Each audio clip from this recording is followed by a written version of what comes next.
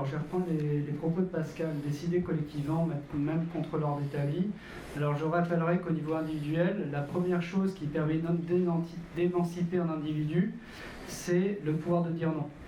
C'est-à-dire qu'au bout d'un moment, si votre frère vous tyrannise, ou si votre sœur vous vend des plans compliqués, ou si vos parents vous essayent de vous emmener faire du scoutisme alors que vous n'avez pas envie, la première chose que vous allez dire au bout d'un moment, c'est le non. Et en fait, au niveau individu, si on prend l'état d'une société de l'ordre de la collectivité, on a aussi le devoir de dire non à un moment donné, c'est comme ça qu'on reprend le pouvoir. Voilà, c'est une façon assez saine d'ailleurs de reprendre le pouvoir. Donc là, je fais partie d'une association qui s'appelle Réunion Édition Citoyenne, qui est une association qui est jeune, qui a 3 ans d'âge, bientôt qui a déjà 4 maintenant. Et en fait, on s'est basé sur réaliser une primaire des Françaises, des Français en 2022, pour reprendre justement le pouvoir d'avoir des candidats qui nous ressemblent et pas des candidats qu'on veut nous faire vendre. Et en fait, c'était simple. L'idée, c'est que derrière, on fait le boulot de rassembler autour de notre projet et de dire, voilà, nous, on a des autres candidats qui sont venus, ils sont venus toquer à la porte et derrière, en fait, on a ouvert la porte et on a dit, pourquoi pas, vous pouvez concourir chez nous, mais derrière, nos règles, elles sont très simples, c'est tout le monde soutient le vainqueur et puis derrière, on fera pour le fait. Donc on était insuffisamment vus et on a été aussi moqués surtout sur la partie, ce sont des amateurs et ils n'ont pas beaucoup d'années de politique au compteur, donc du coup c'était ça un peu notre obstacle, notre plus grand obstacle.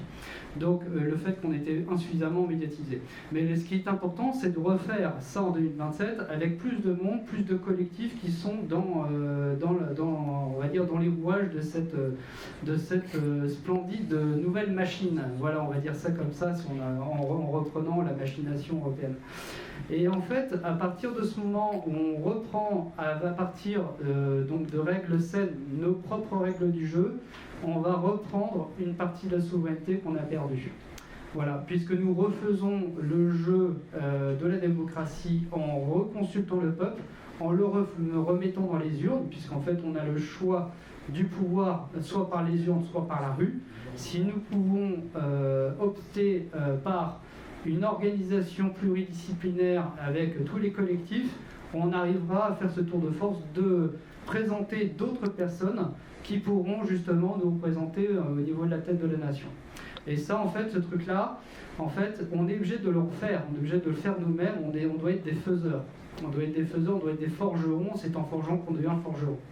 Et c'est comme ça qu'on crée justement l'histoire.